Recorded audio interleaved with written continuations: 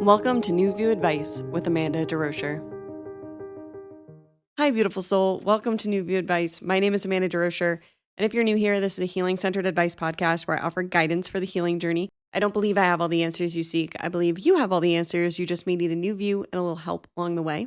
Thank you for joining me for today's episode. Today, I'm answering a listener question from someone who is struggling to forgive themselves after cheating and is struggling in their marriage since their affair. In this question, we discuss a relationship where someone has cheated on their husband and they have chosen to move forward and to remain married and together in their relationship. But this listener still finds themselves feeling sad, lonely, afraid.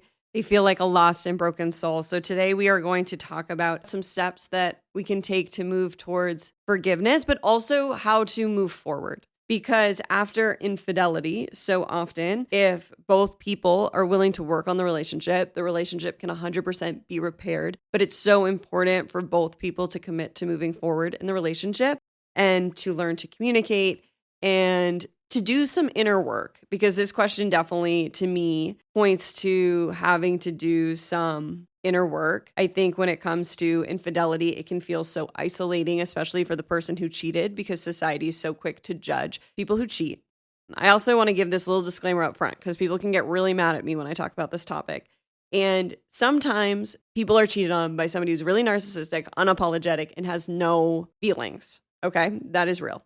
But people in this podcast who are writing into this podcast have many feelings and are very sorry for what they did, and they want to understand why they did it. So today's goal is really to break down this question and start to ask some questions, because I can't tell you why this happened or why you feel the way you do. But it is my goal to help everybody who maybe can relate to this question to begin to ask themselves the questions and to begin getting honest with themselves about what is really going on underneath the surface. Because I believe that infidelity is so often a symptom to deeper rooted issues. And so today we're going to dive into maybe what some of those deeper rooted issues can be, how we can forgive ourselves, and also offering compassion to this listener. So before we jump in, I just want to mention that on my website at newviewadvice.com/infidelityhub, you'll find more resources for healing from infidelity. On my website, you'll find more podcast episodes, journal prompts, and book recommendations, because I believe that if one of your goals is repairing your relationship, reading couples books, you and your partner can be really helpful as well. So that is all on my website at newviewadvice.com/infidelityhub.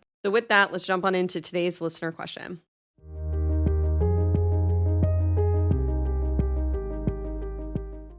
Hi, Amanda. I had an affair around the time of the death of my mom, about a year into my marriage.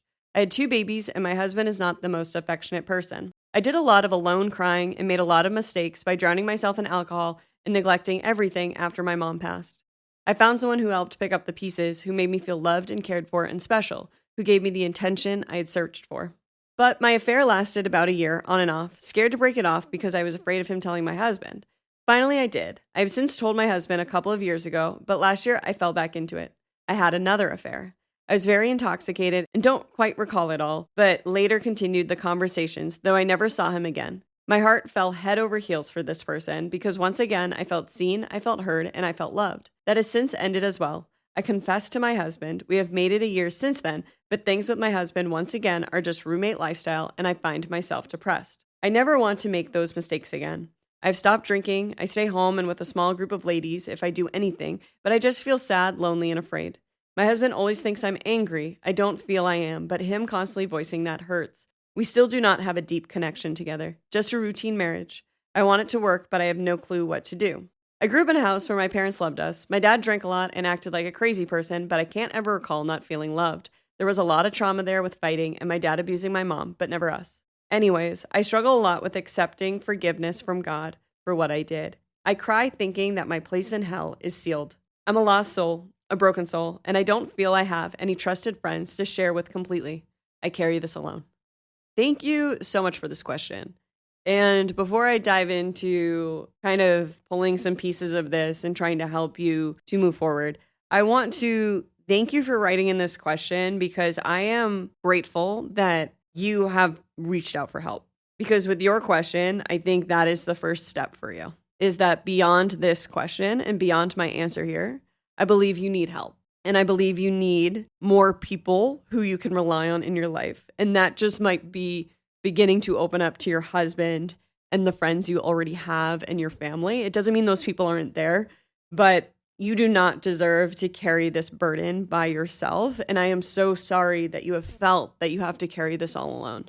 I don't know why you feel like you have to carry it alone. My guess is shame, that you feel ashamed of what you did and you're afraid of being judged and shamed by others, maybe shunned by others.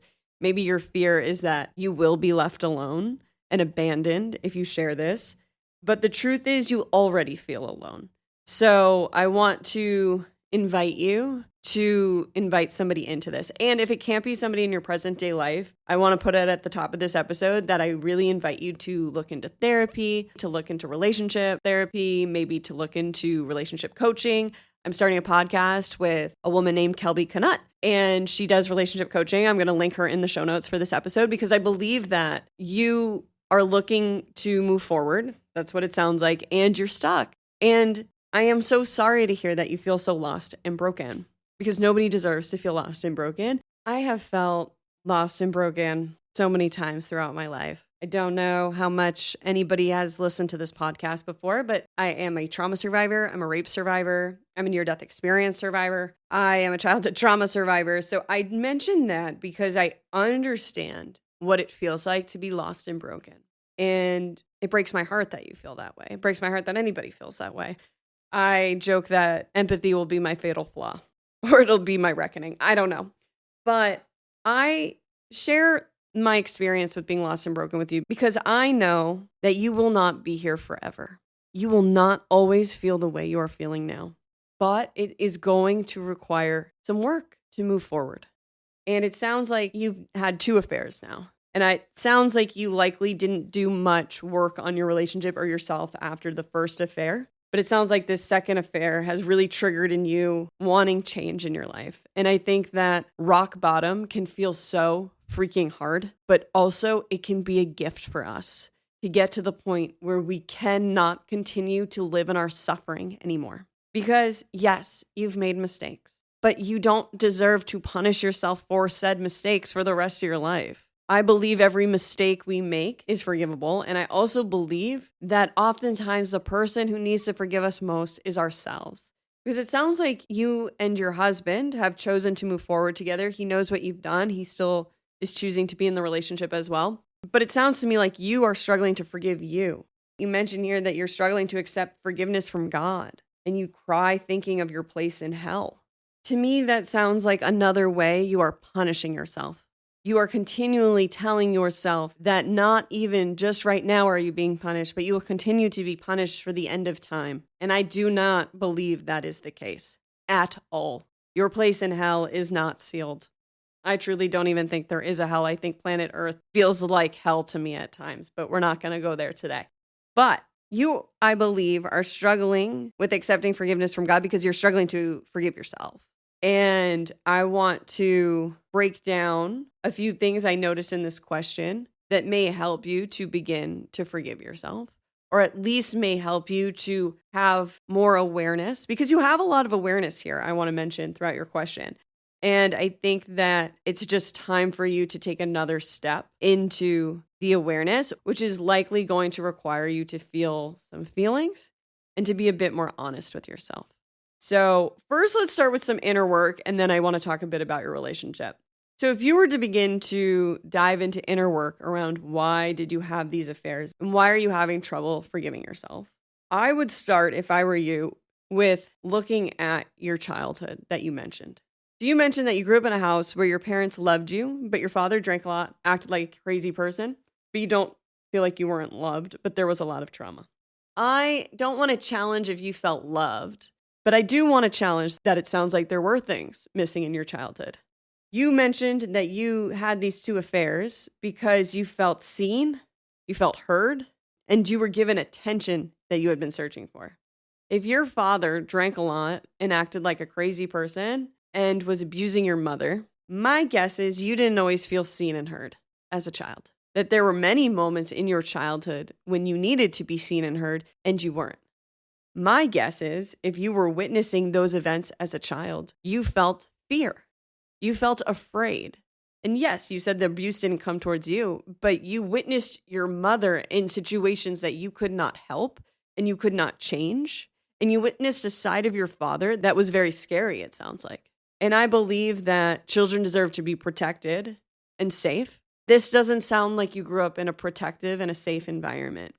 And I mention that because though you may have felt loved at all times, it sounds like there might have been other things that were lacking. If you're having trouble on the word love, maybe look at times you didn't feel seen, heard, protected, or safe. And I believe all those things lead to us feeling loved, by the way. And I also want to offer here that it's okay if you didn't feel loved every moment of your childhood. It doesn't mean you have to hate your parents. It doesn't mean you even have to blame your parents. We don't do inner child work to shift the blame from us to them. We do inner child work because these wounds that we develop in childhood live within us. These inner children, these different ages, these different moments of time live within our bodies. It is moments that get stuck because that fear gets stuck, and we deserve to free ourselves of that. We deserved in that moment that gets stuck to have been protected or to have felt safe or to feel loved or to have felt seen and heard. We deserved that then, and we didn't get it in the moment when we were a child, but we can give it to ourselves now. What a beautiful gift we can give ourselves. That to me is the act of self-compassion, self-love, and self-healing, is being the parent for ourselves now that we didn't have then. And again, a lot of people can struggle with this because they get stuck around the thought of not wanting to judge their parents. You don't have to judge your parent in order to offer yourself empathy for that what you went through, you wouldn't want another child to go through. Because your parents were likely doing the best they could. That's just the reality of life. Our parents are doing the best they can. It doesn't mean they're perfect. But as children, we put them on a godlike pedestal because we need to be safe. We need to be protected. This person is in charge of giving us really everything. And at the end of the day, protecting us and leaving us feeling safe. And so a lot of times as children, we can't look at the pain that our parents cause us. And that's why it comes up again later to be looked at. And oftentimes relationships is a big trigger for that. And I'm going to plug my future podcast that's coming out in a few weeks, Love Under the Scope. We are really diving into that on that podcast about how relationships trigger our inner child. And I just think it's so important because I think so many people can get stuck in relationship patterns because they don't understand the connection between these childhood wounds and how we play them out today. But that's the reality of many of these things that happen in our relationships. And so with your question, I wanted to offer that perspective, and maybe it doesn't resonate for you, but maybe there's somebody else out there who's like, dang, you're right. I didn't feel seen by my parents, and I can see that playing out in my life now. I'm not sure, but I do believe so many times when we don't know or we feel stuck, it goes farther back than we realize, the wounding. So that is where I would begin with the inner work. And again, you don't have to do that by yourself. I invite you to try therapy or to find somebody who can help you to begin to do that inner child work. You don't have to do it alone. As I mentioned, Helby, who I'm doing a podcast with, helps people with that. I'm also in 2 weeks from this episode, so depending on when you listen to it, you may be able to hear it. I have an episode coming out about EMDR, where EMDR can help you do this as well, and you can do EMDR with a therapist, and I have a therapist who explains all about EMDR and the wonderful benefits of doing EMDR. So there are steps that you can take. You just may have to go through one of your first hurdles, the person who wrote this question, which is opening up to other people because you feel like you have to carry this alone. And I promise you, you don't. And I promise you that if somebody shames you for this, that does not make them right and you wrong. So many times we don't open up because being shamed and blamed by somebody can be more painful than the trauma itself in different situations. And that's why for you, I invite you to maybe bring in a professional because I don't know the people in your life and I don't know how safe they are. But that leads me to, I do think that you need to bring your husband into this conversation. It does sound like you guys are in some patterns of not communicating. And it sounds like he thinks you're angry and you don't feel like you're angry. But my guess is maybe you're feeling something else he's catching and you guys don't know how to communicate about your emotions. You don't know how to communicate about the shame you're feeling. He may have some shame as well. And I think it's time, if you really want to make this relationship work, which I think you can, but I think it's going to take both of you committing to starting from scratch.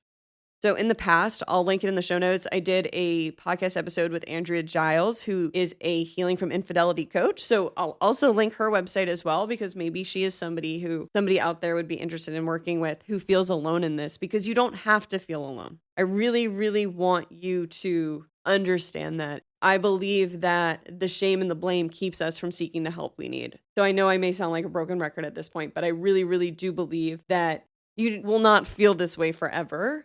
And there are compassionate people out there who can help you through this. So in your relationship, maybe couples therapy would be a good starting point. Maybe one of those books on my website I mentioned in the intro could be helpful. But I do think you have to start speaking to your husband about how you're feeling. If you don't want to feel like a roommate with your husband, which I think many relationships can go through rough patches. I think it's part of being in a long-term relationship. But I think that your relationship, I talk about this before, and I'm pretty sure Andrea Giles mentions it in the episode I'm going to link, that when infidelity happens, it's like a house is on rocky foundation and the house collapses. And in order to rebuild a relationship, you're rebuilding a new house in this metaphor. So you're rebuilding your relationship from scratch. And I think it sounds like you and your husband with these two affairs have tried to just kind of skirt over them and put them under the rug. But it sounds like the piles under the rug is getting too big. I actually talk about it in my first episode of New View Advice, that it's important to do the inner work, because it's like when we don't do the work and we don't look at why we feel the way we feel, and we don't look at our emotions and we don't look at our trauma, it's like we're shoving a bunch of cookies under the rug. I call it cookies. Other people say it's like shit under the rug, but I like cookies because I like a sweeter example. But it's like shoving a bunch of cookies under a rug, and then there's this mound. And you can try to put plants around the mound. You can try to put decorations. You can try to shove the mound behind a dresser, but it's still there. And I think it sounds like the mound in your relationship has gotten so big, it is the centerpiece of your relationship. And there are so many things that you and your husband need to begin communicating about. And that's okay. That's okay. We all have to start somewhere. It can be so intimidating to start from the beginning and to start from scratch. I was just talking to somebody about that yesterday with the example of exercise, about how when we first start going to the gym, it's so intimidating and we don't get the results we want right away. But over time, we begin to get stronger and we begin to see our strength. And then a year in, we're like, oh my God, look at my growth. But we live in a society that wants everything to change instantaneously. And the truth is, most things in life aren't instantaneous. And honestly, I believe nothing worth having is instantaneous. The best things in life we have to work for. And I think we forget that, and we can get intimidated by that. But I believe your relationship can work. It will just take you both committing to it, which is going to take you having a conversation with your husband first. From what I've read, you're going to have to be the one to go to him and open the door. Or with the cookies under the rug example, you're going to have to be the one to lift the rug and begin showing your husband the cookies that you guys have been shoving under the rug. And again, it's so human to try and avoid pain. It sounds like you and your husband have both hurt each other throughout your relationship. You have felt unseen and a lack of affection, and he has likely been hurt by your affairs, that you sought love somewhere else. And in order to move forward, it's going to take communication and patience with one another, and learning to communicate about your feelings. Because what I'm hearing with your question, with the two affairs you had, what you were really seeking was emotional intimacy, not sex. Sex might have been a fun part of it, but it sounds from you, with what you said, the feeling loved, the feeling cared for, the feeling special, the feeling seen, the feeling heard, and again, the feeling loved. What you were looking for was emotional intimacy. And again, I invite you to really be with that inner child and ask if it's true that you felt as loved as you're telling yourself throughout your childhood. Because again, it doesn't mean your parents didn't love you. And maybe loved isn't the word, but maybe you knew you were loved, but maybe you didn't feel you were loved. Another book I want to recommend here is called Running on Empty, and it's about emotional neglect. And everybody I recommend this book to is like, that doesn't apply to me. But emotional neglect is what was missing in our childhood that we couldn't see. So often we don't actually know we were emotionally neglected until reading a book like this. And we go, oh, that's what I was missing. Yes. And I think growing up with someone who drinks a lot and acts like a crazy person, there was probably some emotional neglect going on. And again, you can have that information and know it to be true and still not judge your parents for it. It's a very hard because the mind wants to then throw blame or it doesn't want to judge because it can see so many other things, especially from an adult mind. We can see our parents so much clearer than when we were children. Like we can see, oh my gosh, like you were that age when you had me. Oh my God. You know, I think about that all the time. I don't have any children and my parents had 2 kids at my age. And I'm like, oh my gosh, that's crazy. I can see why some things played out the way they did. I can see it differently. But I share that because it's okay to open the childhood wounding and it's okay to burst the bubble that your parents weren't perfect. Because I'll burst it for you now. I don't know anybody who's perfect. So I don't know how anybody's parents could be perfect because nobody is perfect. No human is perfect. The human journey is beautiful and incredibly messy. It's a journey about growth. I believe we're all here to play out the hero's journey. And what that is, it's like the arc of a movie. It's like we come here one way and throughout our life, we get to evolve and change. And we get to have these heroic moments and we get to have these antagonistic moments, but we get to be the main character of our life. And every main character in every movie goes through obstacles and makes mistakes and needs to make amends. It's human. So I hope that throughout this question, if you've taken anything, it would at least be to take some of that shame and that blame off your shoulders. Because carrying shame and blame, in my experience, feels like carrying the heaviest boulder in the whole world. It's like being that Greek myth figure Atlas. And the myth is that he has to carry the world on his shoulders. I don't remember the whole story, but I know it from Percy Jackson, if anybody reads those novels. But Atlas carries the world on his shoulders. Oh my God, what a burden. Nobody's meant to carry the whole world.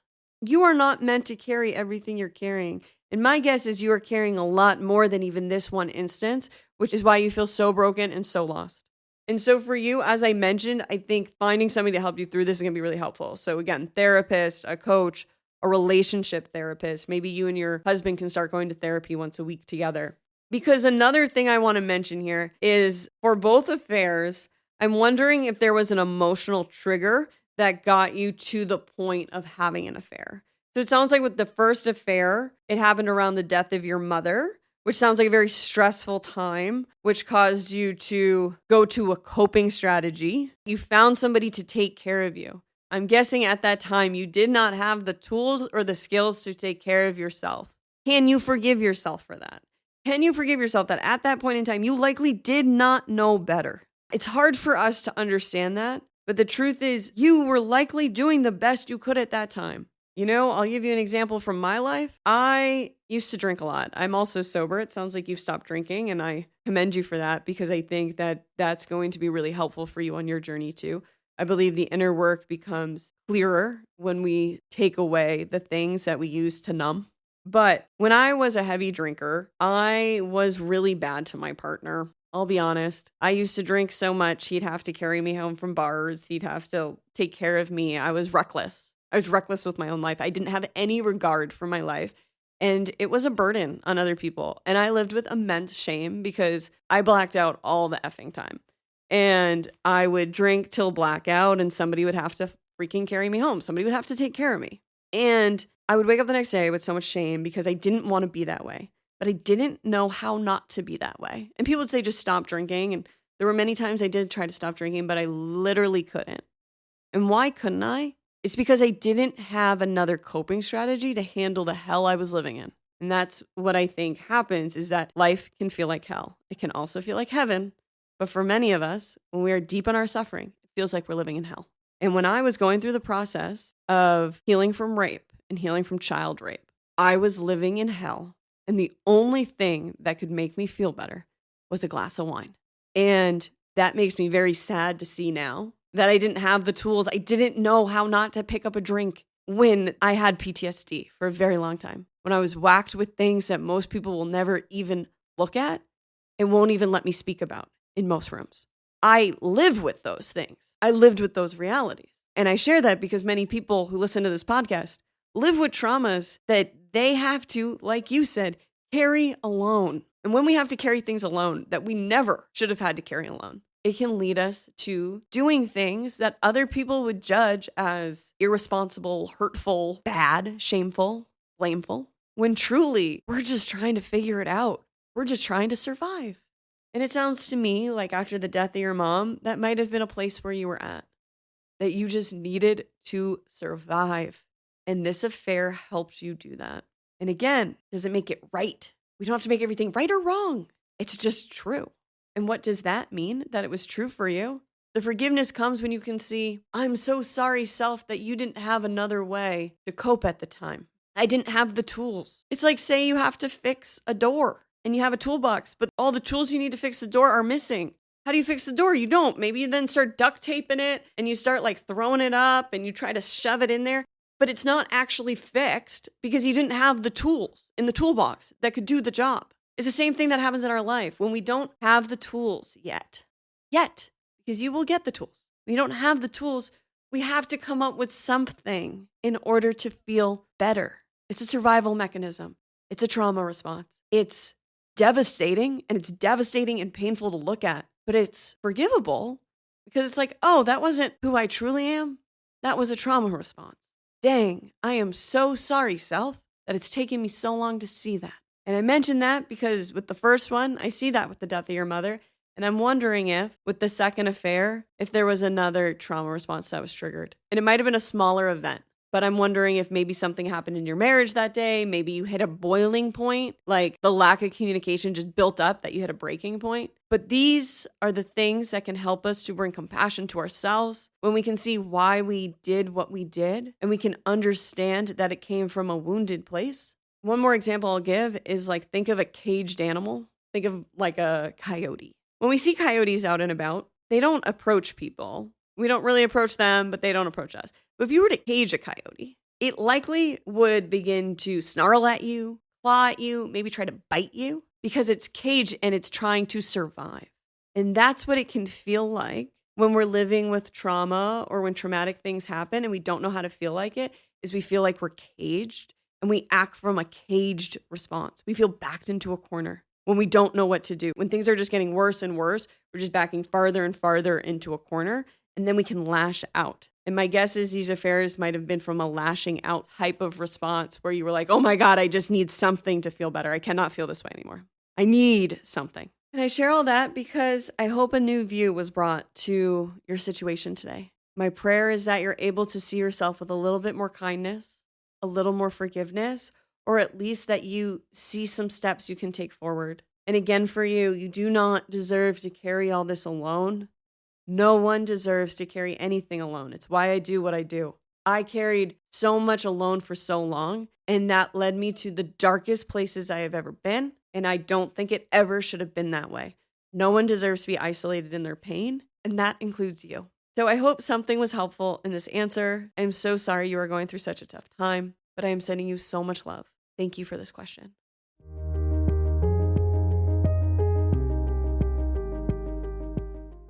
Thank you so much for joining me for another episode of New View Advice. As always, I'm so grateful to have these conversations each week and to continue discussing the healing journey. If you think this episode could help somebody, I invite you to share it with a friend. The way that New View Advice gets spread the most is by word of mouth. So I'm so grateful for everybody who shares it with a friend. And I would invite you to continue to do so. Please share any of my work with anyone you know. It's the best form of promotion is for humans to share with more humans. So I really invite you, if you enjoyed this episode, to share with somebody else. I know that infidelity can be a topic that's hard to share with other people, but I do invite you to share this episode, another episode, or even just my website where I have a bunch of free resources for the healing journey and a lot of content. I'm really excited. New View Advice is moving in a new direction. I have 4 podcasts coming this spring, and we're going to have new writers on the site who are going to share their perspectives because I don't believe I have the only view. I believe that everybody has a unique perspective, and I want to bring a bunch of new views to New View. So it's a super exciting time for New View Advice. And I just ask for help spreading the word about my work and my content. I am really grateful for everybody who has continued to listen throughout the years. So thank you so much for your support. And thank you again for joining me for another episode of New View Advice. As always, I hope I was able to offer you a new view on whatever you may be going through. Sending you all my love. See you next time.